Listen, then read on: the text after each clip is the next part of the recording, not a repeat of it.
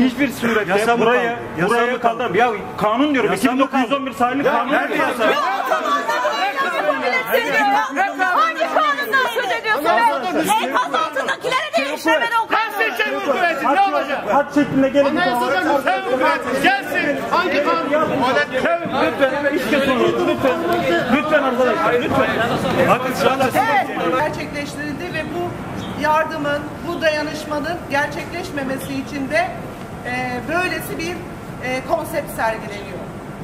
Sıcak evlerinde oturanlar halkın dayanışmasının, halkın yan yana gelmesinin, halkın bir arada bulunmasına karşı devletin zorunu, gücünü, askerini kullanıyor.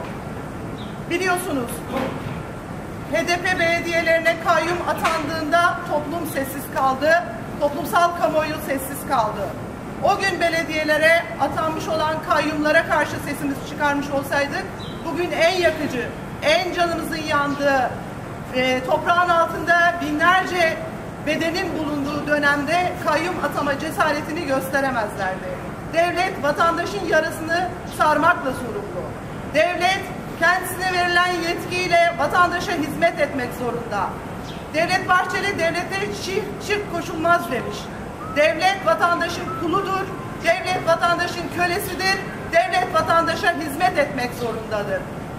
Sayın Bahçeli muhtemelen kendisine şirk koşulmamasından bahsediyor olabilir. Basın açıklamasına, herhangi bir özgürlük mücadelesine asla izin vermediklerini bir kere daha bugünkü HDP basın açıklamasında da gördük.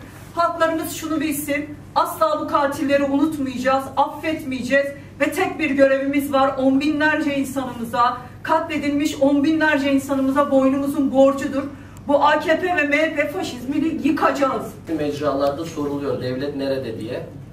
Devletin nerede olduğu ortaya çıktı. Pazarcık'ta HDP'nin yardım merkezine el koyarak, Osmaniye'de Türkiye Komünist Partisi üyelerini gözaltına alarak, Mecidiyeköy'de depremin gerçek faallerini işaret etmeye çalışan işçileri, emekçileri gözaltına alarak, şimdi bugün burada dayanışma ve birlikte mücadele vurgusunu iletmek için toplandığımız Halkların Demokratik Kongresi'nin önünde bize basın açıklaması yaptırmak istememekle devlet görevini ifa ediyor. Çünkü bu 10 gün içerisinde halklar çok muazzam bir dayanışma örneği sergilediler ve dayanışmayı ördüler.